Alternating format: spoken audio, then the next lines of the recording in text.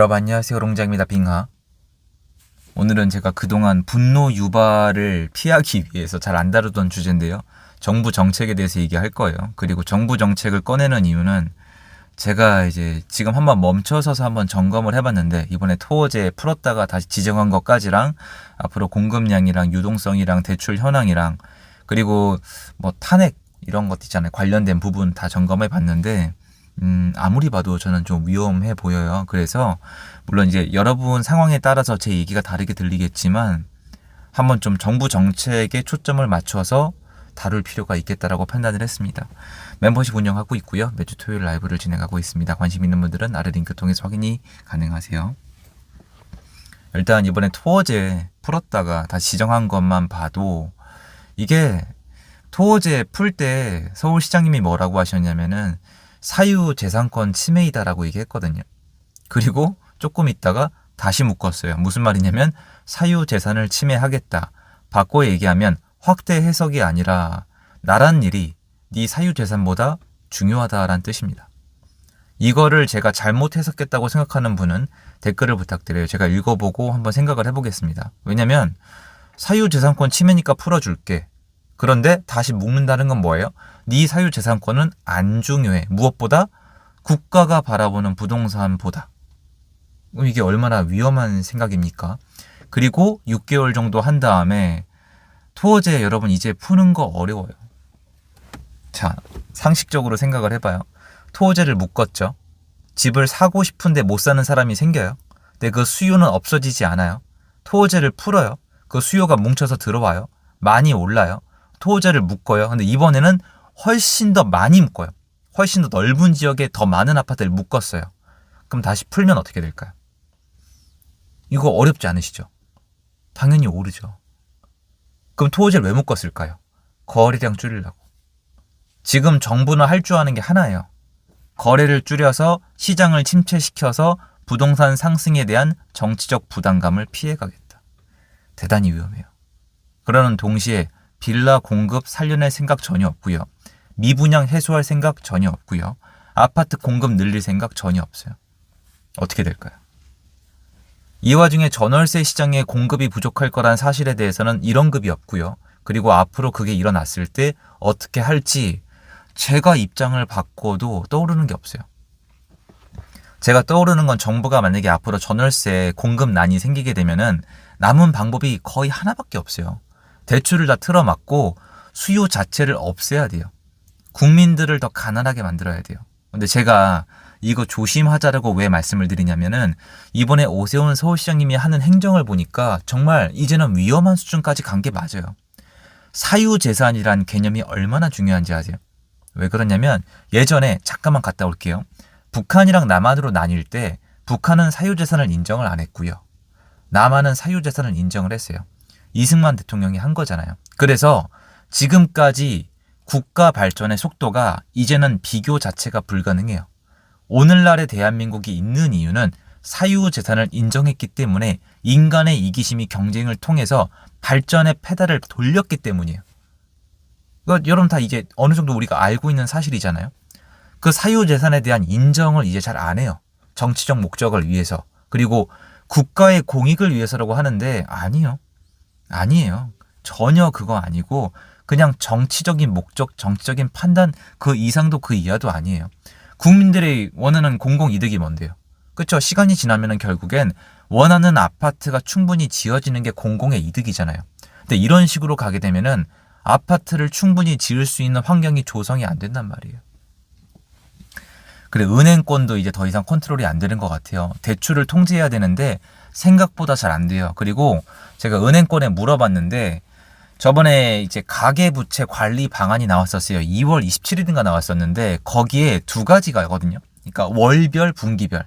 그러니까 여태까지는 대출 통제를 어떻게 했냐면 쭉 대출을 해주다가 연말 가가지고 완전 끊어먹었어요. 근데 이게 불평불만이 되게 많았거든요. 이제 선거철도 다가오고 저도 모르겠어요. 그 이유는 이제 아무리 제가 생각을 하고 공부를 해봐도 현 정권의 방향성은 참 힘드네요. 미리 예상하는 게 너무너무 힘든데요. 이젠 그렇게 중간에 끊어먹는 게 아니라 중간에 끊어먹지 않겠다라고 거기 적혀 있어요. 월별 또는 분기별로 한다고 돼 있어요. 대출 총량 규제를. 그런데 은행권 사람들은 일단은 분기별로 하는 걸로 알고 있어요. 그러면 3달마다 끊기겠죠. 3, 6, 9, 12.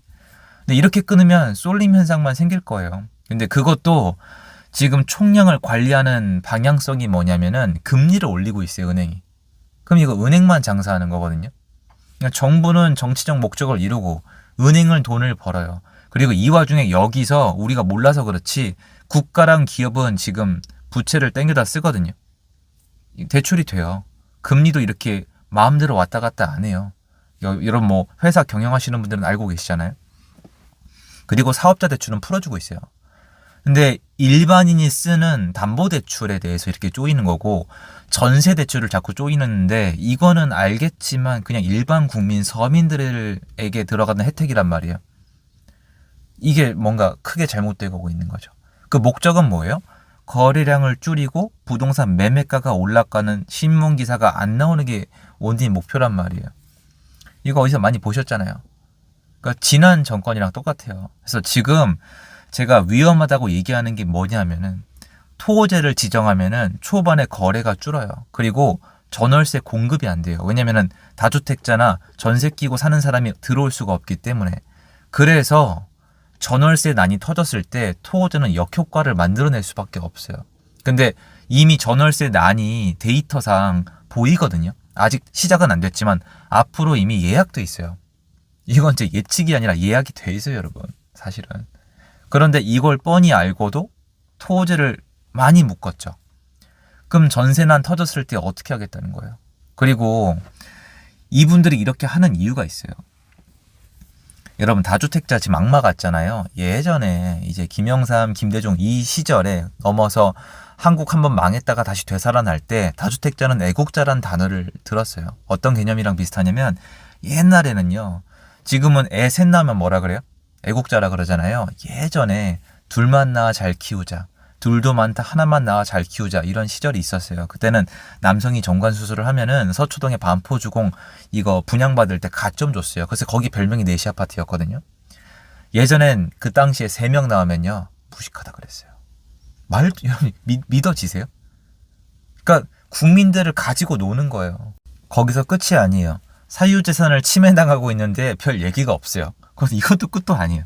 제가 제일 이해가 안 되는 건데 월세가 이만큼 올랐는데 책임을 묻지를 않아요. 한국 국민분들 너무 착하지 않아요? 사유재산권을 침해를 당해도 월세가 2배, 3배가 올라도 금리를 마음대로 올려도 여러분 금리가 기준금리는 0.25씩 움직이잖아요. 가산금리는 2%까지 마음대로 움직일 수가 있어요. 은행에서.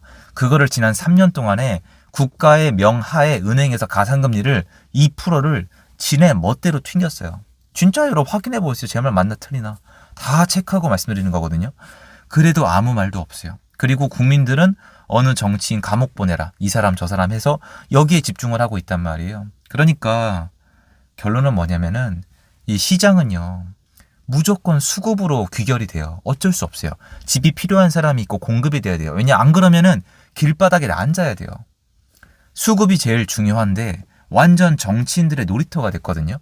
그리고 지금 하고 있는 행정 중에 미래지향적인 거 하나도 없고요. 그냥 근시안적인 거, 땜빵, 장난질, 뭐 했다 말았다 이렇게 하는 거 온통 그거예요.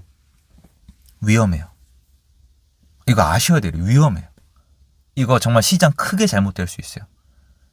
여러분 생각을 해보세요. 제가 겁을 주는 게 아니라 어차피 그분 입장이라면 제 얘기를 그렇게 세게 안 들으실 거니까 여러분이 지금 다 겁나가지고 피해가지고 월세로 가 있었는데 다음 만기 때 월세 이만큼 올라 있고 전세 이만큼 올라가 있고 매매 이만큼 올라가 있는데 전월세 매물도 없고 청약 기다리니까 청약 나오지도 않고 청약 당첨되려면 가점 이만큼 있어야 되고 청약도 요새는 돈 있는 분들이 세팅을 해버린단 말이에요. 이게 좋은 세상이 아니에요.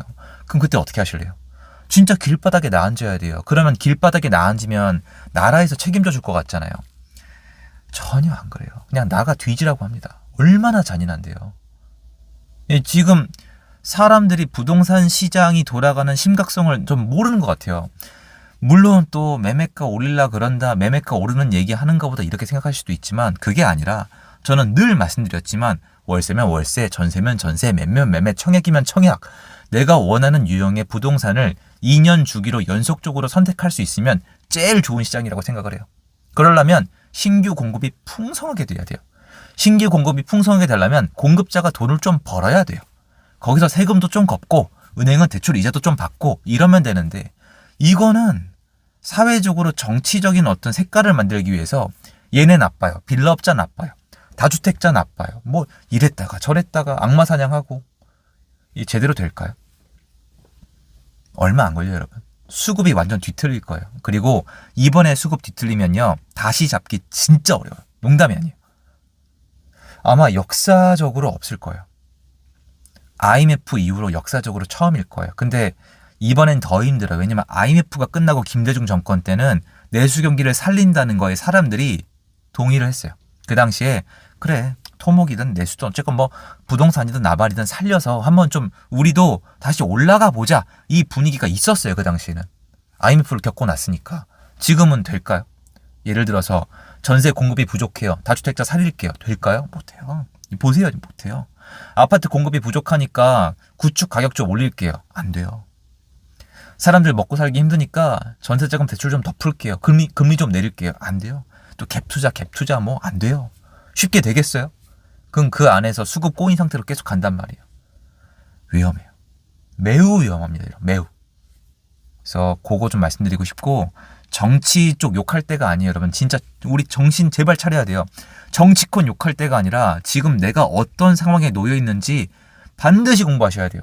지금 국가가 부동산 돌리는 거 믿고 있다가 진짜 길바닥 거지 되는 수가 있어요. 무조건 사란 뜻이 아니에요. 점검을 하시라고요. 그거 말씀드리고 싶어서 영상을 준비해봤습니다. 도움 됐으면 좋겠고요. 좋은 하루 되세요. 감사합니다.